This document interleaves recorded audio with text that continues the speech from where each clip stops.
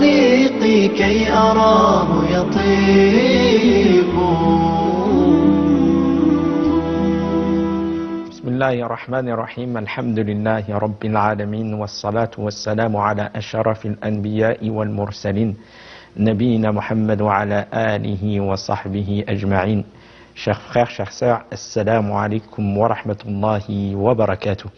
Et bienvenue à tous et à toutes dans la continuité de l'explication de ce noble hadith d'une grande importance, où nous avions commencé d'expliquer le grave acte commis par cet homme qui a été relaté par le messager d'Allah sallallahu alayhi wa sallam, qui avait enlevé l'âme de 99 personnes.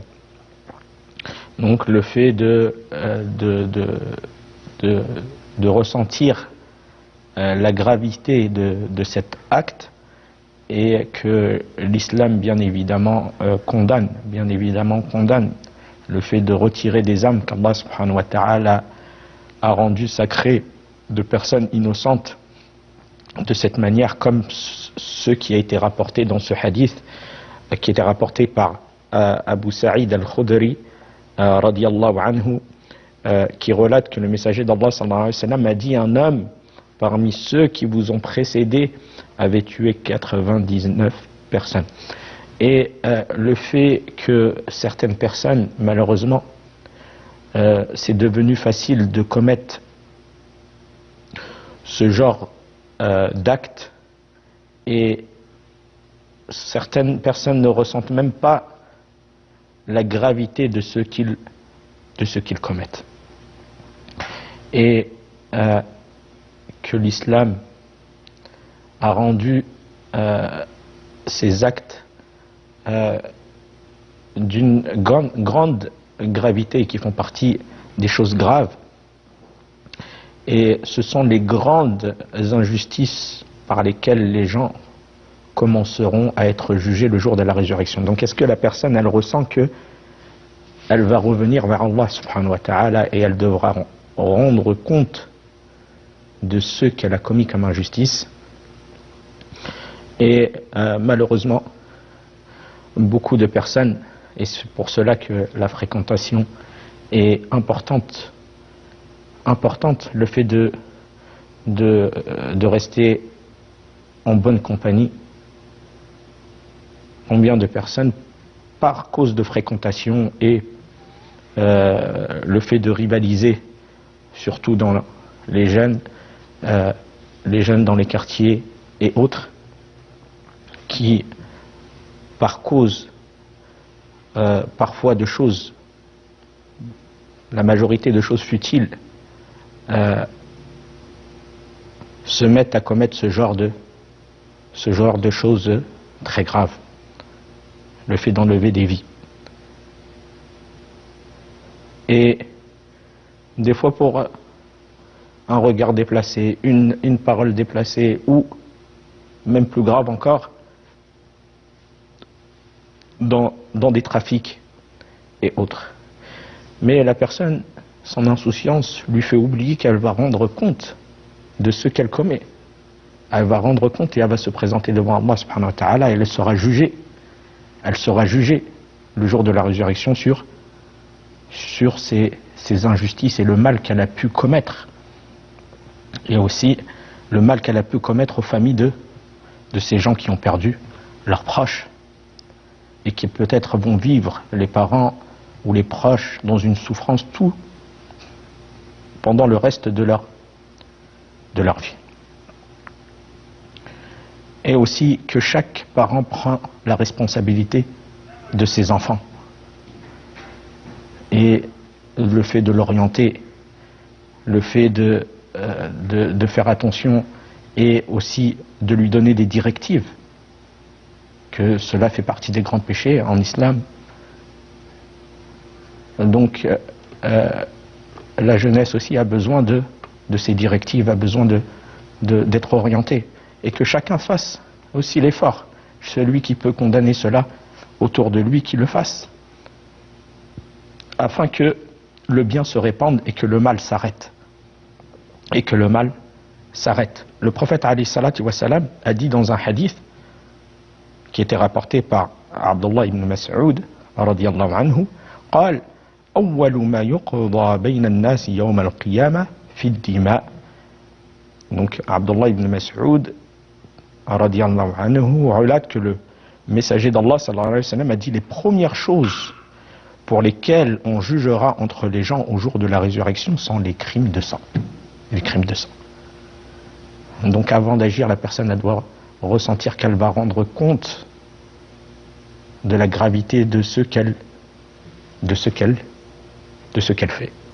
Et ce sont les choses sur lesquelles les gens commenceront par être jugés, sur ces grandes injustices, de la gravité de cette chose-là en islam. Donc cette personne qui a fait ce grand mal, dont on ne minimise pas et qu'on condamne, mais il a voulu se repentir. Et il se renseigna au sujet du plus grand savant sur terre. Et ça aussi, c'est une directive, une bonne initiative de sa part, c'est qu'il a cherché, par rapport à ce gros sujet important, qui peut le diriger de la meilleure des manières. Car il avait des remords, et ça aussi, c'est le cas de beaucoup de personnes qui sont dans des désobéissances ou autres, et malgré qu'il fait du mal ou qu'il est dans des désobéissances, il ressent, parce que tu ne peux pas te sentir bien dans la désobéissance d'Allah, il ressent un mal intérieur. Ça, c'est pour celui qui, dans le cœur, est toujours vivant. Il ressent un mal intérieur, il a envie de changer. Et donc cette personne-là, elle avait l'envie de changer, l'envie d'aller vers le bien, l'envie du repentir d'Allah subhanahu wa ta'ala. Donc il a demandé et il chercha la personne qui était le plus savant sur terre.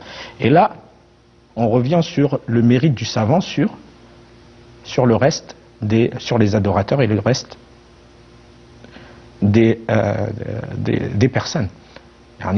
L'islam a donné un rang, Allah subhanahu wa ta'ala, il a donné un rang aux savants. C'est pour ça qu'Allah azza wa jalla, il dit dans le Coran, Fas'alu ahla dhikri in kuntum la ta'lamun. Interrogez donc ceux qui en détiennent la connaissance si vous ne savez pas. Et malheureusement, beaucoup de personnes sur des sujets importants, ils donnent des avis or qu'ils ne sont pas aptes à cela. Ou ils n'ont pas la connaissance complète pour pouvoir juger sur une chose, sur une question posée. Et c'est pour ça que la personne elle doit craindre Allah. Parce que ça a des répercussions aussi qui sont énormes. Le fait de donner une réponse sur une chose qu'on n'a pas connaissance. Donc la personne aussi, quand elle a une problématique ou une chose qui est importante, qui touche sa personne, sa religion et autres, le fait d'aller chercher la personne qui est le plus savant, qui a la plus de connaissances, qui a la crainte d'Allah, afin de lui demander. Et aussi de ne pas avoir l'intention de chercher la réponse qui nous convient. Car beaucoup, ils veulent une chose où la passion de l'âme souhaite acquérir une telle chose, même si elle est illicite. Donc il va poser la question à plusieurs personnes afin de tirer la réponse qui lui convient le plus. Non, le but, l'intention, c'est de satisfaire Allah. C'est permis, je peux le faire. C'est la preuve qui met la limite. Est-ce que je peux ou je ne peux pas faire telle chose? Donc le but et l'intention de départ, elle doit être de chercher la vérité et de chercher à satisfaire Allah. Donc de demander une question afin de satisfaire Allah et d'avoir une réponse par rapport au problème que j'ai ou ce que je recherche. Et donc cette personne, elle a eu une bonne initiative de chercher la personne qui est le plus savant. Car le prophète alayhi salatu wa salam, il a décrit le mérite du savant dans sa parole alayhi salatu wa salam, wa fadl al-alim ala al-abid ka fadli al-qamari ala sa'iri al-kawakib wa inna al-ulama warathatul anbiya inna al-anbiya lam yuwarrithu dinaran wala dirhaman innama warathu al-ilm faman akhadahu akhadha bihadin wafir. Et le mérite du savant, le prophète sallallahu alayhi wa sallam a dit, et le mérite du savant sur le dévot c'est celui qui est focalisé sur l'adoration. Bien évidemment, on ne minimise pas le fait, le dévot, celui qui adore Allah, mais il ne peut pas être apte, s'il n'a pas connaissance, à pouvoir donner des réponses à des problématiques. Donc le mérite du savant sur le dévot est comparable au mérite de la lune par rapport aux autres astres. Donc vous voyez la lune, la pleine lune, par rapport aux autres astres, ça c'est le mérite du savant par rapport au dévot. Et les savants, le prophète sallallahu alayhi wa sallam a dit, les savants sont les héritiers des prophètes. Le prophète sallallahu alayhi wa sallam, il a dit, les savants sont les héritiers des prophètes. Donc la personne, elle va chercher une réponse auprès de qui? Par rapport à la directive du prophète sallallahu alayhi wa sallam. En disant, par rapport à comment le prophète sallallahu alayhi wa sallam a qualifié les savants. Le prophète sallallahu alayhi wa sallam, il a dit, les savants sont les héritiers des prophètes. Donc je vais chercher la réponse que je recherche auprès de la personne qui est savant. Surtout sur les choses qui sont importantes.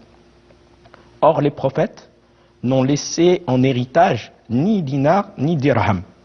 Ils n'ont pas laissé des affaires mondaines. Ils n'ont légué que le savoir. Ce qu'ils ont laissé, c'est le savoir. Quiconque s'empare de cet héritage a certes recueilli une part de bien considérable. Et ça, c'est ce qu'ont recueilli les savants en islam. Donc, d'où leur importance et d'où le fait de leur donner respect. Et de reconnaître leur mérite. Comme le prophète sallallahu alayhi wa sallam, il a cité. Celui qui veut suivre les directives du prophète alayhi salatu wa salam, et aussi les directives avant tout d'Allah. Fas'alou ahla dhikr in kuntum la ta'lamun. Yani, Allah azza wa jalla, il a demandé de revenir vers les gens, d'interroger les gens qui connaissent, les savants, si la personne ne sait pas. Si la personne ne sait pas. Donc ça c'est la directive du Coran avant même et aussi du messager d'Allah alayhi salatu wa salam qui a qualifié les savants et a donné le mérite des savants en islam. Donc la personne elle se doit de faire cela comme le dévot comme la personne qui est tombée dans ces graves désobéissances a recherché la personne qui était le plus savant. Mais malheureusement, il a mal été dirigé. Et ça aussi, le fait que des fois, il y a des personnes qui viennent et disent j'ai une question à poser, vous savez à qui je peux la poser? Et on les dirige mal. On dit va la poser à un tel dans la mosquée, qui est assis dans la mosquée, ou un tel. Mais est-ce que réellement cette personne, elle est apte à pouvoir répondre? Si elle est apte, c'est autre chose. Mais si elle n'est pas apte, ou je ne suis pas sûr, moi je l'ai dirigé. Donc ce qui va prendre de cette personne-là, j'en suis responsable.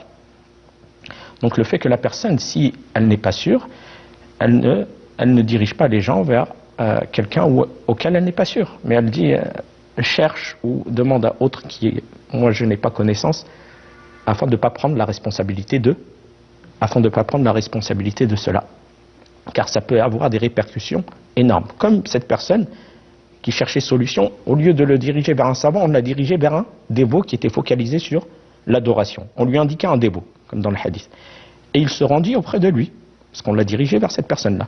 Et l'homme l'informa ce qu'il avait, la gravité de ce qu'il a fait, en disant j'ai tué 99 personnes, et il demande s'il pouvait se repentir. Y a-t-il possibilité de se repentir du mal qu'il a fait?